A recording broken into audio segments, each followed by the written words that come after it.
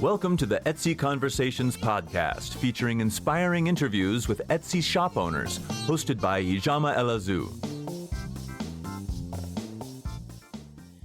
Hi, and welcome to the Etsy Conversations podcast. I'm your host, Ijama, and I thank you for listening to another episode this week. My guest this week is Clara, and she runs the Etsy shop MacBailey Candle Co.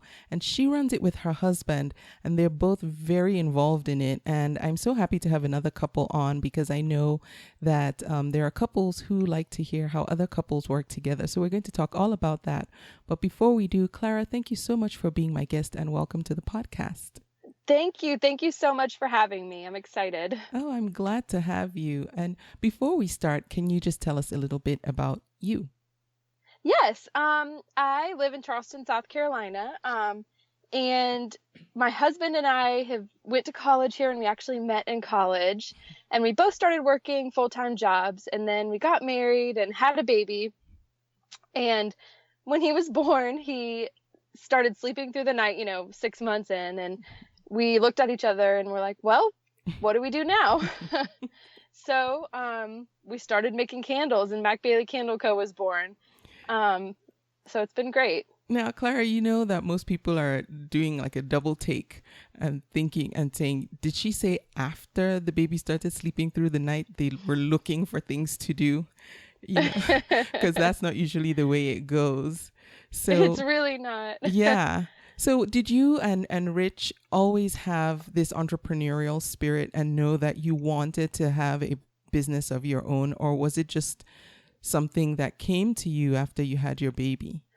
We have always talked about opening a business, and we never really came across the right thing. At one point, we wanted to open up a market, and we've gone through many ideas, but with the candles, it really has just come so naturally that I think this is what's meant to be. Every idea has come naturally, and it's all worked so well and really worked into our current life so well that I think we found the right thing. Oh, very good. I know it takes a lot of people a while to hit their stride and find what really works for them. Did you both know that you wanted to do something together? Were your visions for running a business always aligned, or do you have different interests, and did some of the ideas that you bounced between involve maybe just one person doing one thing and another person doing something else, or were you always on the same page about doing the same thing and together? Well, we've always wanted to do something together, and there's definitely been ideas that would really just involve one person or the other, and that just never really felt right. And we came across the candles, and I started making candles. I took a couple of classes actually over the years and absolutely loved it. And I was buying kits and just pouring candles on my own. Yeah. And then one night we were with my friend actually, and we started talking about concrete and how cool a concrete candle would be. And Rich just took it and ran with it and started experimenting and has come up with the most beautiful molds. Yeah. And it's really nice that we found something to make that we both have a part in. He pours all of the concrete for the candle vessels, and then I decorate it and pour the candle and basically do the rest. Wow, very nice. Yeah. Now, if you want to go over and check out their Etsy shop right now, it's MacBailey Candle Co. And that's Mac, M-A-C, Bailey, B-A-I-L-E-Y, Candle Co. And I will have a link to that as well. So you can go to the show notes here and I will link directly to Clara and Rich's store. So Clara, when did Etsy come into the picture? It came into the picture pretty soon after we started doing it. We showed a few people and they were like, you can sell these. And somebody that we know that actually owns a shop here in Charleston put them in her shop. And then we thought about Etsy because I love to shop on Etsy. I'm always looking on Etsy. And so we just opened up our shop, and it's been there's been various stages, yeah. The way the shop looked when we first started isn't the shop that you see today. Yes. So it's definitely transformed with us, which has been good. So yeah. And I think that's the story of just growing an Etsy shop or any business for that matter is what you look like on day one is not necessarily how you're going to look a year from that day. And, yes. And so what are some of the factors that caused you to change what your shop looks like and how you do things?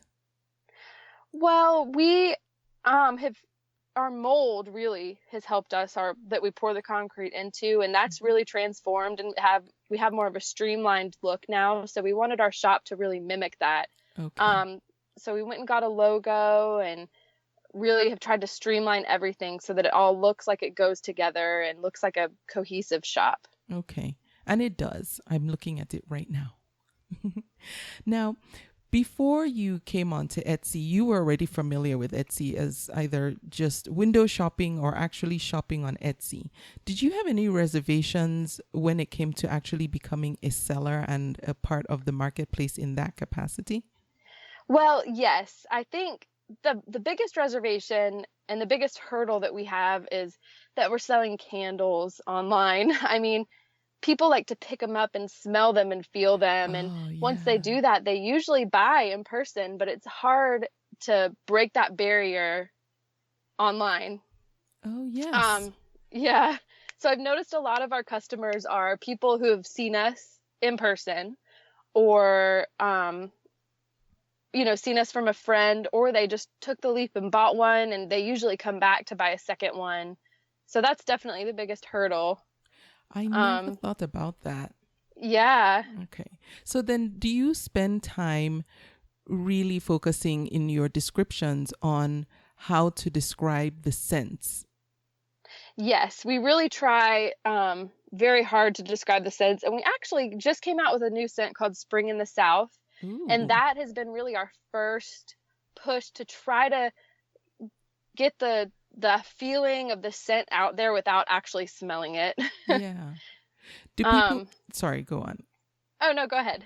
Well, do people ever ask you, like maybe in a convo, to describe the scent a bit more, or like ask you if, based on your description, does it smell like this or like this, or like something else, something that they're familiar with, just to get a better idea of what that scent is? Yes, we have had people send us a conversation and ask questions like that. Especially, there's been people who have sensitivities, and they'll message us and ask for a light, fresh scent. And so we kind of can help guide them in that way. Okay. Very good. And then to that, your candles in particular, let's talk about that, because I know that you are very deliberate about what you use to make the candles, and to make sure that it's safe, and for people who do have allergies, that they don't cause a reaction to them. So can we talk about just your product? Yes, absolutely.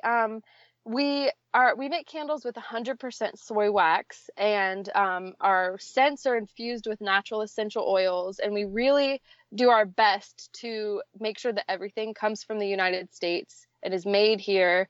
And really, the more involved that we've gotten with candles, we realize how important it is to have a quality product, because you're burning it in your house and breathing it in. So it really should be quality, and your wick should be made of cotton. I know there's some wicks out there, usually not so much anymore, but you can still find a wick that has a metal core.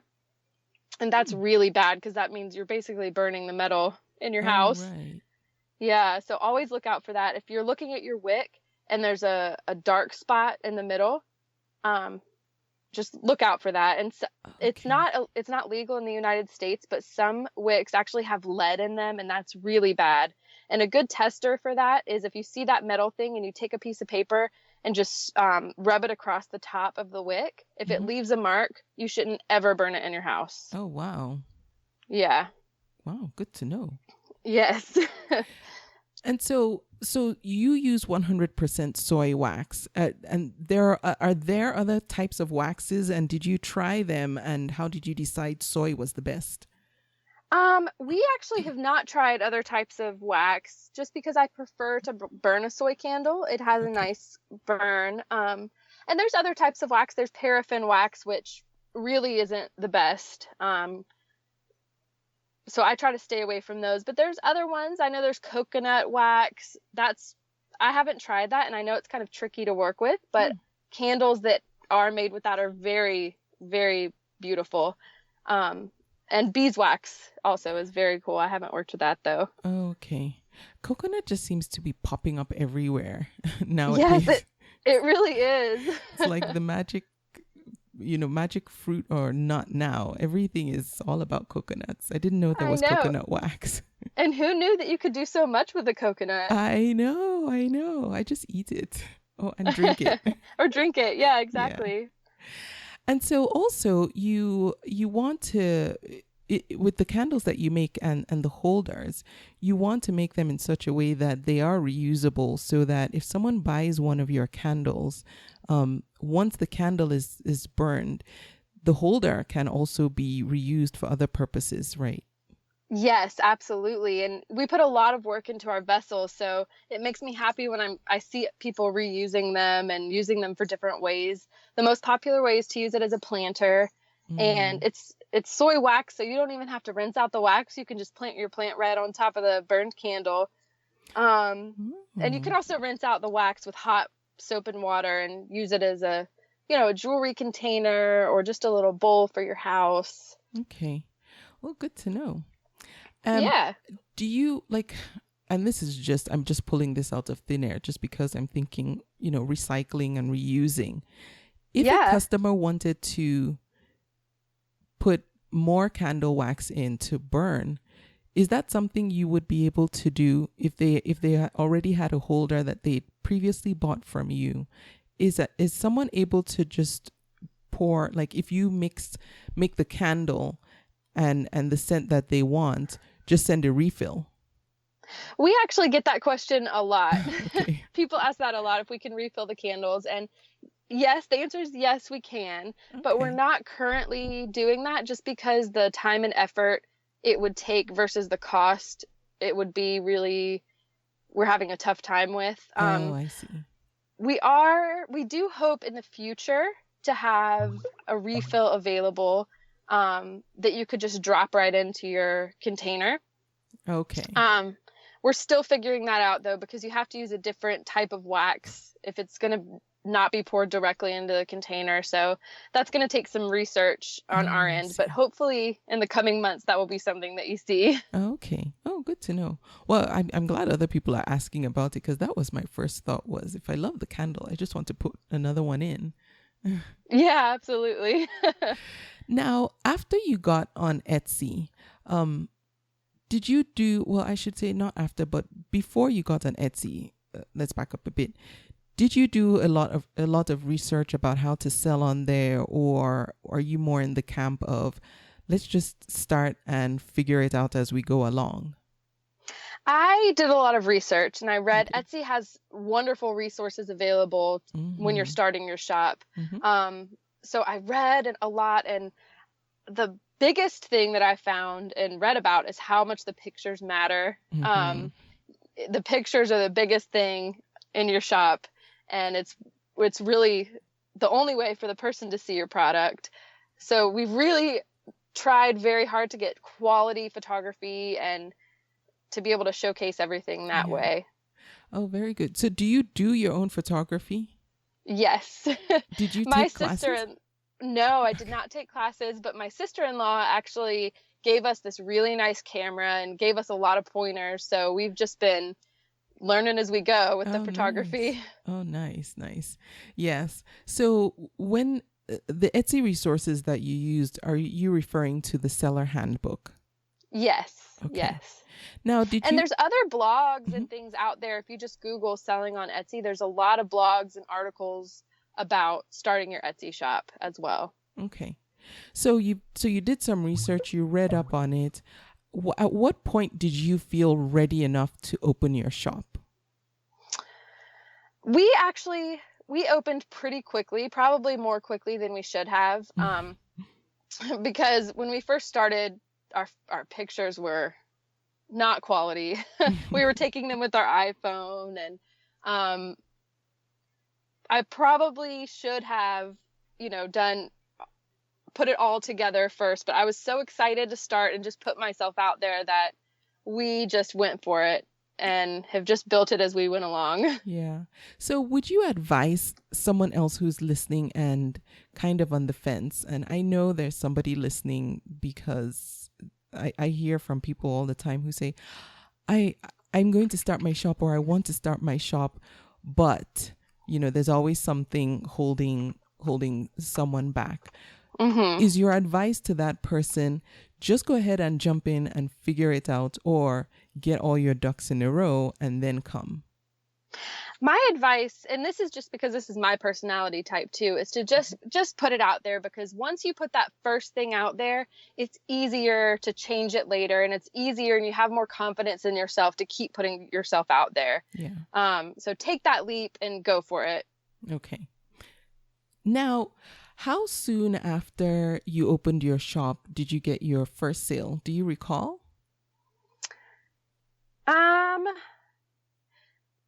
It was pretty soon after we opened our shop, but to be honest with you, it was from a family member. Okay.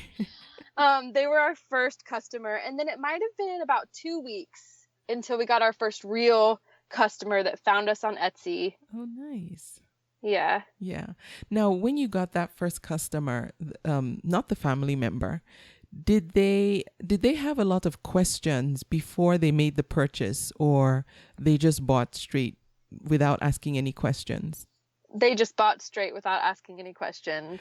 Did that make you kind of nervous a little bit that that someone bought without asking questions? No, I was excited. Oh, good. Actually, and I think they were from California too, so we were so excited to send our candle out of Charleston. And then speaking of sending out of Charleston, how did you prepare for shipping? Well, shipping is something that we had to figure out beforehand, because all of our Yes. candles are made with concrete vessels, and Mm-hmm. that's pretty heavy. So we figured out very quickly that if we send everything in a USPS flat rate box, that is what works best for us. Okay. And we just package it very tightly so it's safe and gets there safely, and that's really working. Okay. So then does that mean that you charge a flat rate for shipping? Yes, we charge Okay, $8 good. flat rate for shipping. It actually costs us a little bit more to ship it, but Oh, yeah. why are you But taking a hit? sometimes, well, it's really hard to get people to buy that candle. And then if they're going to buy it and they realize that the shipping is that much more, Yeah. then sometimes it deters people, and we'd rather have them buy the candle. Yeah, no, I understand. Yeah, and also I have those same reservations when I put an item to ship internationally. My first thought is, oh, of course, they're not going to want to pay that much to get the item. And so, Yes. yeah, I have the same reservations too. Do you ship internationally? Not at this time. Okay. But is it your plan to at some point? Yes, it is at some point. I am a little bit worried about what the cost will be Yeah. since it's concrete and it's so heavy Yeah. that it's just going to take some research. Okay. Yeah. You know what I would look to if I were you? Look at people who Yeah. sell furniture, because furniture costs a lot to ship, and maybe talk to some seller. Actually, I'm going to have a furniture seller on the podcast. And so we're going to talk about that, because for furniture sellers, shipping is a big deal. And people who buy True. furniture online really have to take that into consideration. So that will be a good one. I'll be sure we talk about that in depth. That's true. That's a good point. Thank you. Oh, you're welcome. So now you have your Etsy shop. It's up and running. You have your baby.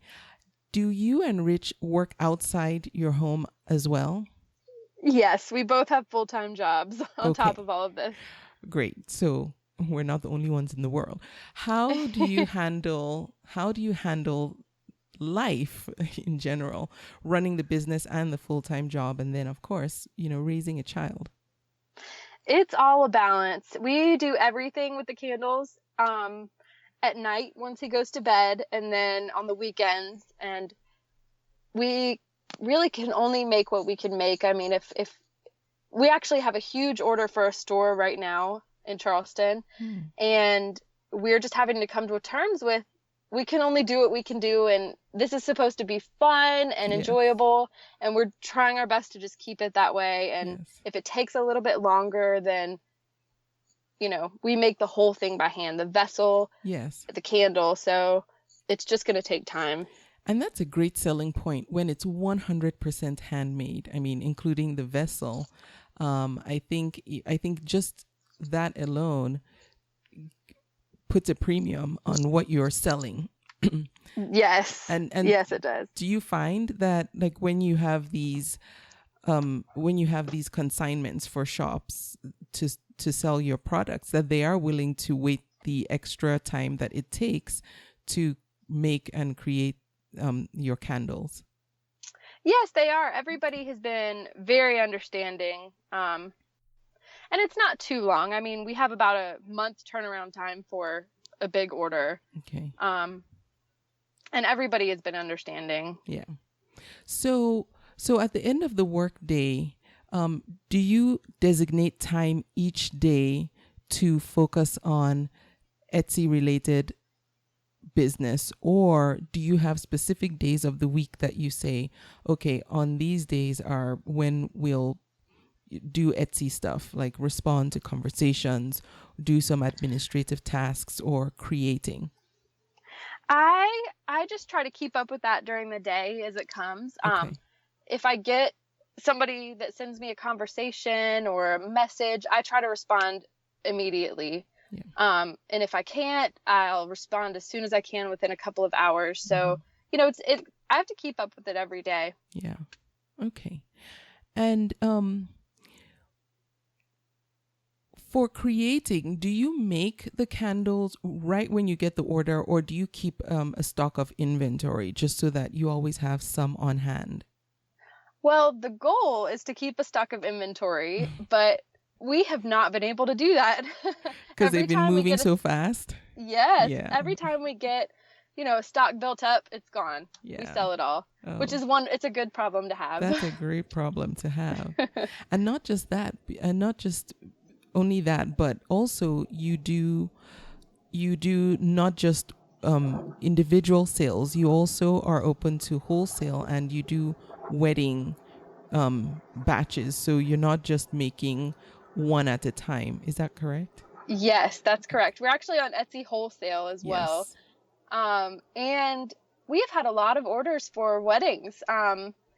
The mini candle is very popular for wedding favors and even decor. And we had somebody who ordered a bunch for the middle of their table as their decor at their wedding, and they got unscented candles.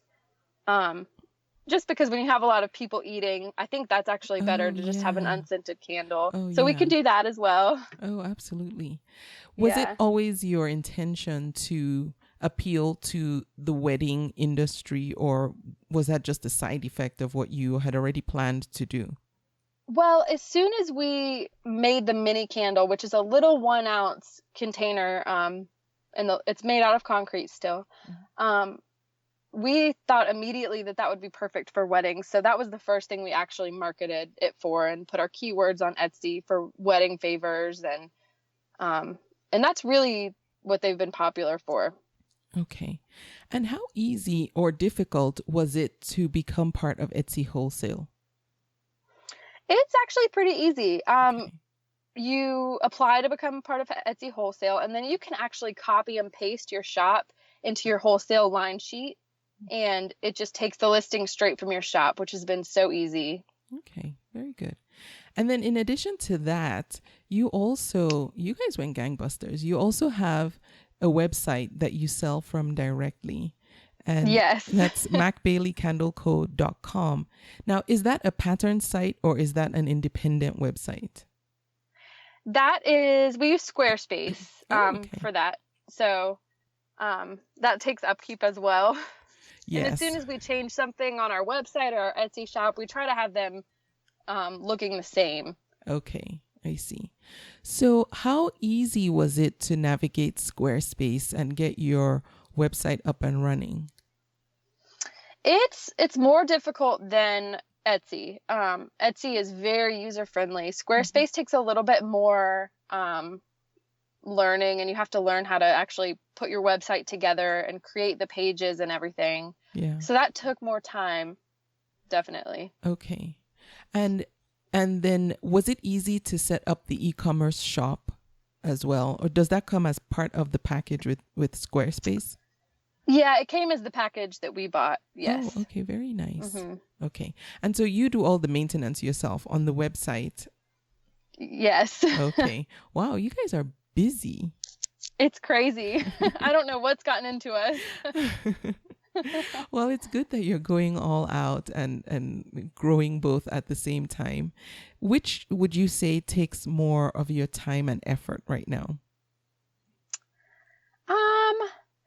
I think at first starting up our MacBailey Candle Co.com took more effort to set up as a whole, but I think Etsy takes a little bit more to keep up with, because that's where people find you. And that's the wonderful thing about Etsy, is people can find you that way. It takes a lot more for someone to find our website randomly than find us on Etsy. So more people send us messages through Etsy and have questions and are looking at things in our shop.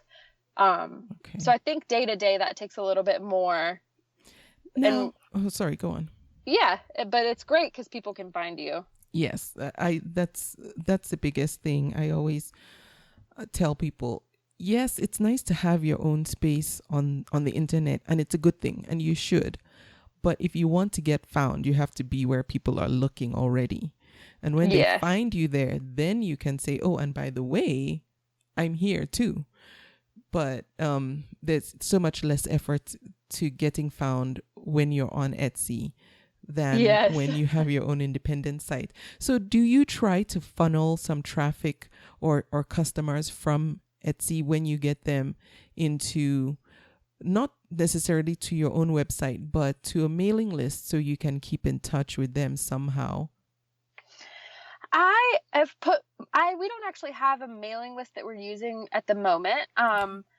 But we've been trying to get people to come to our Instagram and our Facebook page, because that's where we found that we can connect with more people, especially Instagram. That's been pretty successful for us. We're on Instagram as MacBailey Candle Co. And Facebook as well, at MacBailey Candle Co. And I will link directly to both accounts if anyone wants to go check them out and follow them. So let's talk about that. So what is your strategy for using social media to promote your shop? We like to, it's to showcase our product, of course, and to show all of our different varieties of products. But we also like to showcase ourselves so that people can see us and who we are and, little bits of our life. Yeah. When I see products, I love to see that. And it will make people get to know us more and know that we're real people behind this company making these candles. Yes. So I think that's very important. Yeah, I agree. So how do you and Rich divide up what you work on? Like, does someone do the social media, somebody else does the blogging, or what? How do you divide up the labor when it comes to running your business? Yeah, I actually do all of the social media and blogging. He definitely comes up with ideas, and he's written a few blog posts too. Nice. But my major in college was communication, actually. So this has just kind of been my this has been my wheelhouse, and I keep up with it. And Rich is he majored in business in college, so he takes care of all of the finances and the business side of things. Oh, nice. And he makes all the concrete, and he does come up with some wonderful ideas too. We're in the works for some special editions actually coming out this fall that are all Rich. He has been great with coming up with our ideas and making them happen. Oh, and he's the one that makes things happen too. I thought we have one that's called the Low Country Tabby, and it's a concrete candle, and it's got exposed crushed oyster shells. And that's something that you see in the South everywhere. Driveways, buildings, it's all over the place. So we were walking one day and I thought, oh my gosh, that's brilliant. We should make a candle like that. And that's about as far as I can go with it. And Rich is the one that makes it happen. He figures out how to do it and makes it happen. Wow. It wouldn't be possible without him. Nice. That does work out perfectly. Was it easy? It sounds like it was easy to determine who was going to handle what when it comes to running the business and your system works for you. What would you advise other couples who are looking to go into business together or are in business together about just how to figure out what works, what tasks are best for each person, and should sometimes be switched just so one person doesn't get overwhelmed or bored with certain things? I think it depends on the couple as well. I mean, with us, we are better at different things. So this has worked out to kind of have our own lanes. And I've heard other people refer to it as that too, when you are working as a couple together, that you each have your own lane and you kind of stick to it and you can creatively go outside of it. But then when it's that person's lane, you kind of let them go with it. Yeah. I can see how switching things up might work for some people. I mean, if you're getting tired of doing things, it's nice sometimes to have a fresh aspect on your social media and blog and things, which could really help. But for us, and I've heard other couples say this too, you stick to your lane. Yeah. Okay. So now I know you mentioned new products that are coming out. When you typically get an idea for a new product or a new product line, what's the life cycle on that? Like from when the idea occurs to you to planning it out to actually making it and then having it ready for sale. Typically, what's the time frame? It can depend on what it is. This new product that we're actually working on is a collaboration with somebody else. So our timeline is for this to actually come out in the fall, and it'll take a few months to get everything down since it's a collaboration.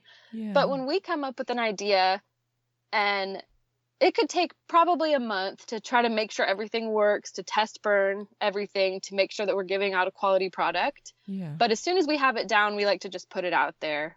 Okay. Have you ever had to discontinue a product or a product line, maybe because it wasn't moving fast enough or anything of that nature? Yes, actually, our original mold that we were using, we've discontinued, partially because we've come out with a new and better mold. So, once it looks better and more streamlined, nobody's going to buy the old way anymore. Yeah. What would you advise another seller listening who maybe is at a point where some things aren't moving and some things are? I mean, I think the easy answer would be, just discontinue what's not moving. But is that what you would do? Well, no, I mean, we have some scents like vanilla, for example. That scent does not move much at all. So we actually just keep it on hand and we keep it listed because there's some people that are specifically looking for vanilla. Yeah. And we just keep it online for that person that might want it. Okay. But I don't necessarily keep those ready made to go. Okay. But I guess it depends on what you're doing too. If you're making it all, maybe just have a few and keep it listed because somebody might buy it, but don't overstock your inventory with something that's not very popular. Okay. All right. That makes sense. So essentially how do they, I was going to put it in some wise way that I heard on some movie where they said something like the teacher will come when the buyer is ready. No, when the student is ready. So the buyer will come when the scent will sell when the buyer comes or something. Yes, crazy that's very like true. Exactly. Okay, good. I'm glad it made sense eventually. Now, is there anything about selling on Etsy that you found particularly difficult or maybe you found difficult at some point and now you figured it out and you can help somebody else who might be struggling with that or might come up against that wall at some point?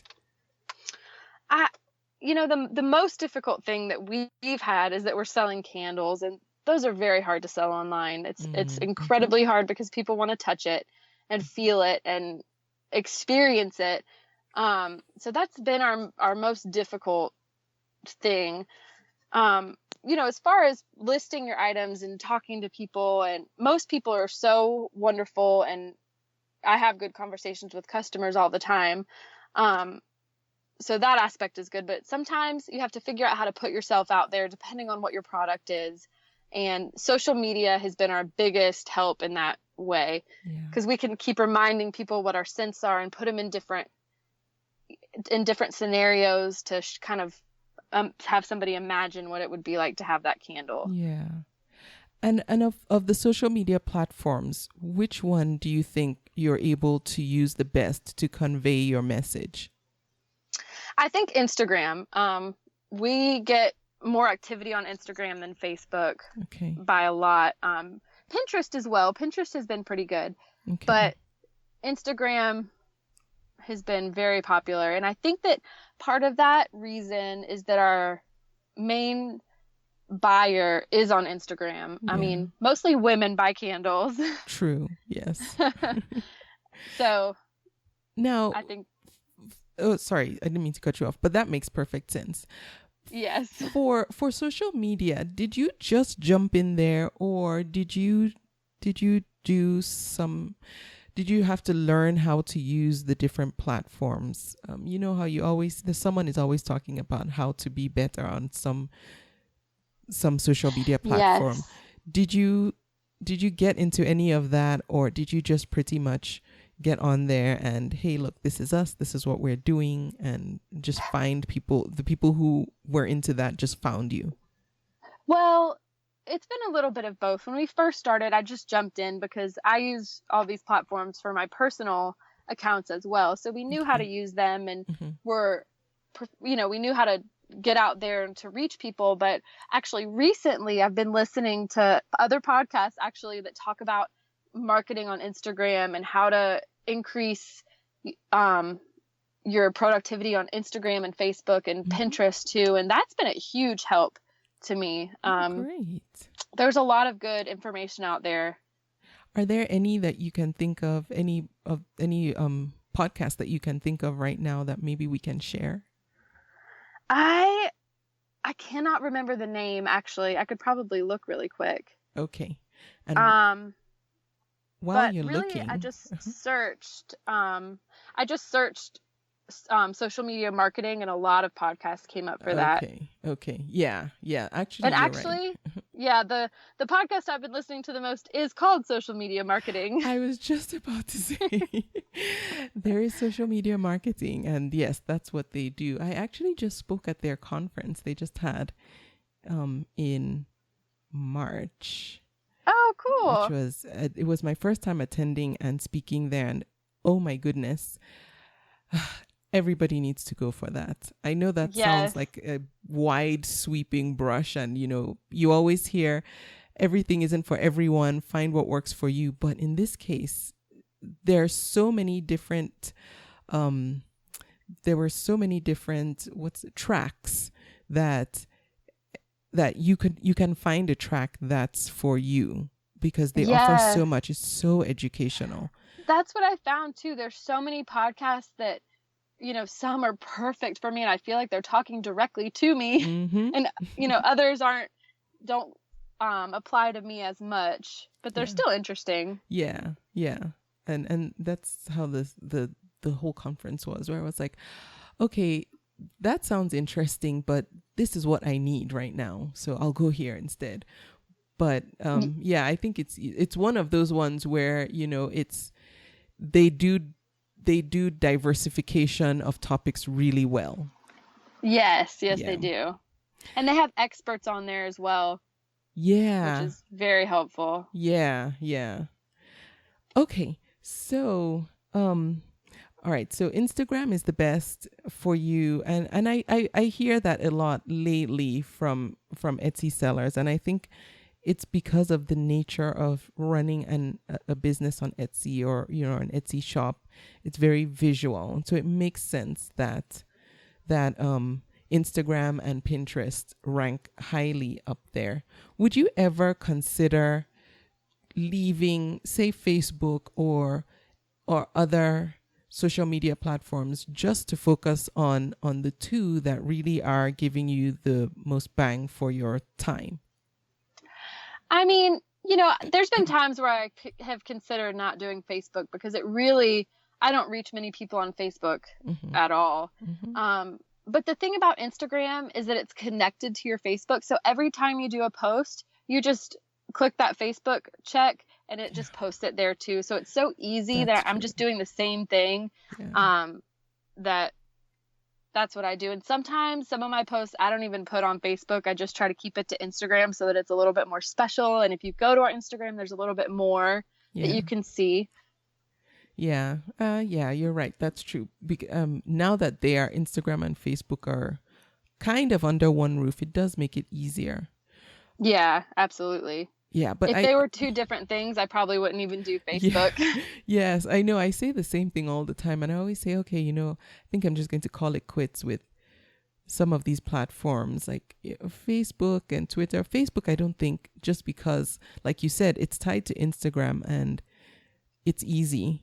Twitter, many days I look at it and I just say, why? Why are you still there? Yeah, I don't even have a Twitter for our MacBailey Candle Co.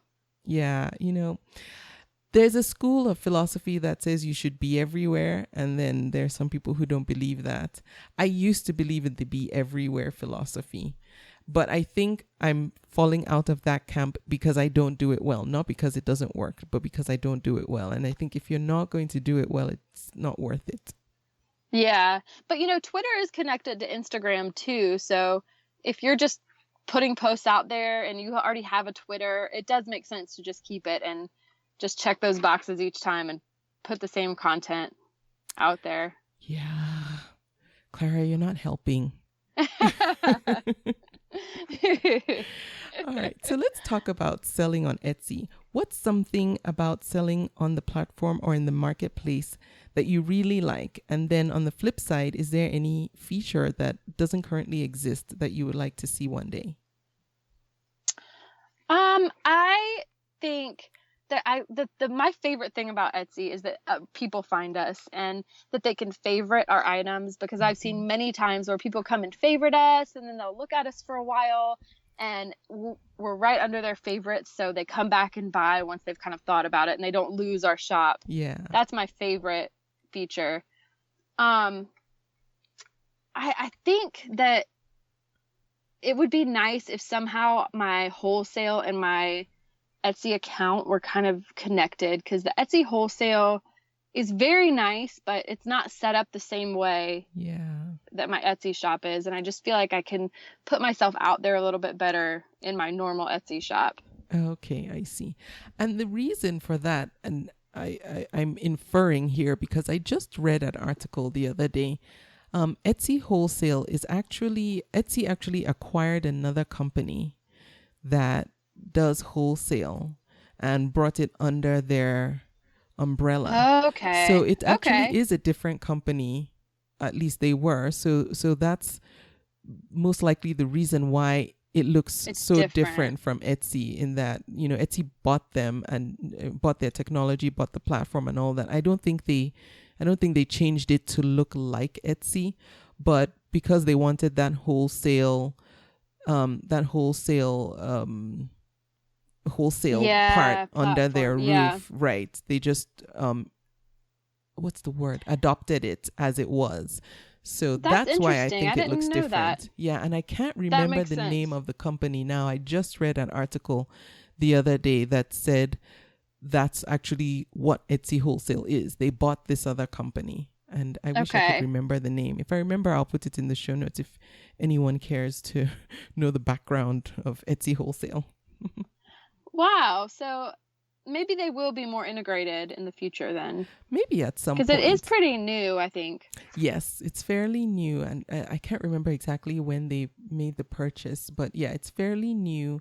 And I think if enough people say they would prefer it to look more like Etsy, so it's easier to navigate or what have you, they will probably act on that. But if everyone is, just powers through, they might not see it as a priority of something to change. That's true. Yeah. So we need to speak out. Speak out, get your feedback in there. One of the things I do like is that they listen. I mean, things don't always happen quickly, but I think they do take the feedback from the community into consideration when they're optimizing various different aspects of the website. So it's worth it to say something. Okay. Yeah. I definitely will. Now, can you give just one piece of advice to that person who is listening and is also in the beginning stages? So we've already talked to the person who is still considering coming on and doesn't feel ready yet. For the person who is already selling on Etsy, is still in the beginning stages where you're doing a lot of hard work and you don't seem to be seeing a return on all the effort you're putting in, what would you say to that person? I would say just keep at it. Keep at it. Keep at it. Tell everybody that you know about your shop and what you're doing, and you'll get a lot of support from your community as well, but the first step is to just go for it. And I found this especially when we started our blog on our website, is the hardest thing is that first blog post. It's that first step. And once you take it, it's so much easier to keep up with it. Yeah. That's good. And tell people face to face too. That's also helped a lot to just get people in our community to go to our Etsy shop. Is everybody that I meet, I try to bring it up in the conversation that we own MacBailey Candle Co. and go to our Etsy shop and check us out. That's good. Yes. And I think that's something when we sell online, we tend to forget to do is talk about it in real life to people that we see face to face, or, when we're out and about, is that we can do in-person marketing. It doesn't all have to be online marketing or on the internet. Nowadays, in-person marketing is probably even more effective than... I think it is, because once that person talks to you and knows you and meets you and knows that you're real and lives in your community even, is they have a better chance of taking that step to buy something from your shop. Yeah. Especially, and you're right, especially when they connect with you personally. And if they know that they can reach out to you and they know you're already, a real person, it's so much easier to make that purchase than, someone you see on the internet, which, you never know. I mean, Etsy, yes, is reputable. So you can, for the most part, feel like you can trust people who sell on there. But when you meet someone in person, I think the deal is halfway sealed already. Yes, exactly. It is. And they want to see more of what you're doing. Yeah. Have you ever considered doing farmers markets for that reason? We actually do some pop-ups around town. A local restaurant in our neighborhood, actually, we pop up there a lot. And we do other little festivals. In Charleston, farmers markets are incredibly hard to get into. We're actually on a waiting list for one. What? Yeah. They're that popular? They're very popular. And there's a lot of people here that are making things and selling them. So, okay.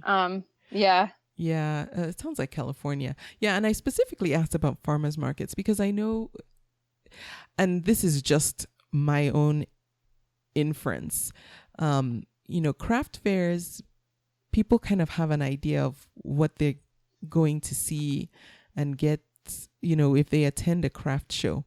But with farmers markets, I think people go with, more of like expecting more and expecting different and expecting just more variety, more homegrown, more natural. And based on what you're doing, it just sounds like a farmer's market is where you should be. Yes, I think so. And hopefully that'll be in the future. Yeah. Yeah. Good luck. I hope you get in. Thank you. I love farmers markets. I look forward to the weekends for farmers markets. I know. And, we go to this restaurant in our neighborhood and they've invited us to come when we can. Yeah. And I think that's really working for us right now, just because we make everything by hand, that if we do very well at the farmer's market one day and then we have to come back the next Saturday, we might not have inventory. Oh, wow. That's another good problem to have. Yeah, exactly. Yeah. So it's nice to find somewhere where we can go when we have the inventory to sell. Yeah, that's nice. So do they provide the physical pop-up display, or do you have yours that you use when you do it? We have ours. We have our own table and setup and everything. Okay. Oh, nice. Yeah. Now, are there any tools or resources that you're currently using and finding particularly helpful that you don't mind sharing?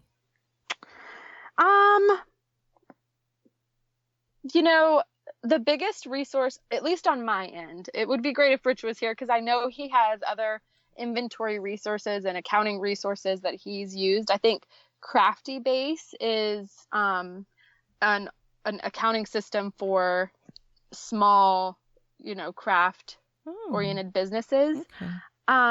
But for me, in my perspective, the biggest resource is honestly podcasts.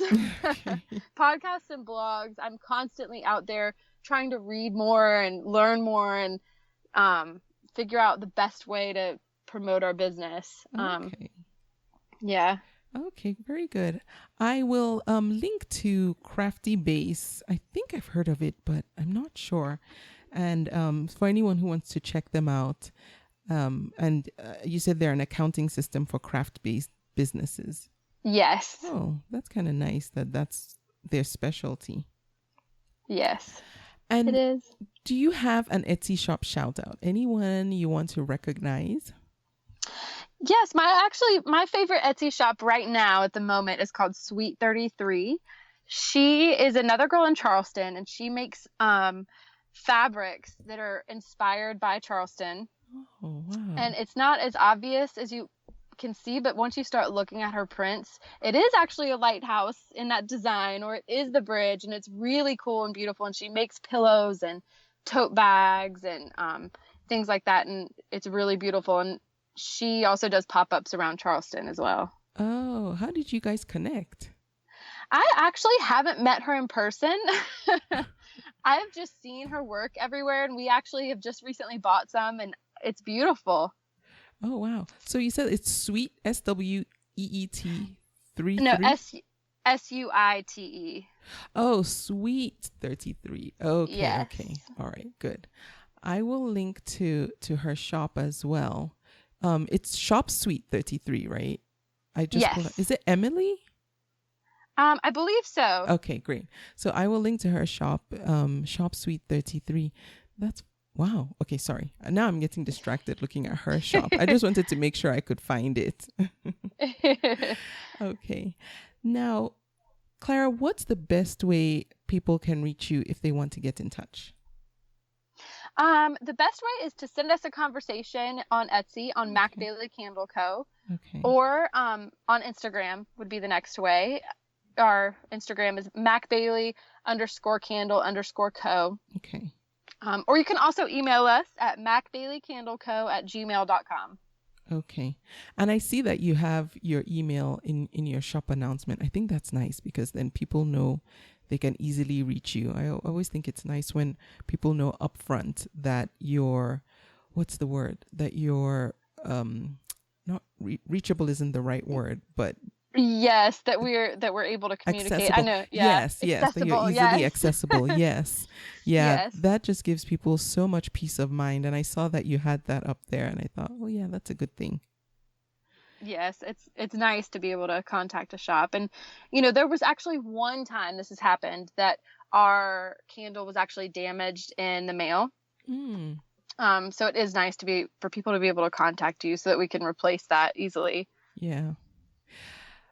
Clara, I wish Rich had been able to join us, but I'm going to give him a shout out because I know he's taking care of your baby while you do this. So shout out to Rich. Thank you for taking care of the baby while we talk. I wish you could have been on the podcast, but maybe in the future. Yes, absolutely. We would love that. Great. Thank you so much for being my guest and for being on the podcast and sharing everything that you did. I love Charleston. I was telling Clara earlier, if I'm ever in Charleston, I would love to meet with you guys. Yes, we would love that. Thank you. And we'll give you a candle. Thanks, Clara. And thank you so much. You're welcome. And I thank you for listening to the podcast. I will be back next week. Thank you for listening. You can subscribe to the podcast in iTunes, and while you're there, please leave a review too. Visit convome.com to leave a comment or feedback on this episode.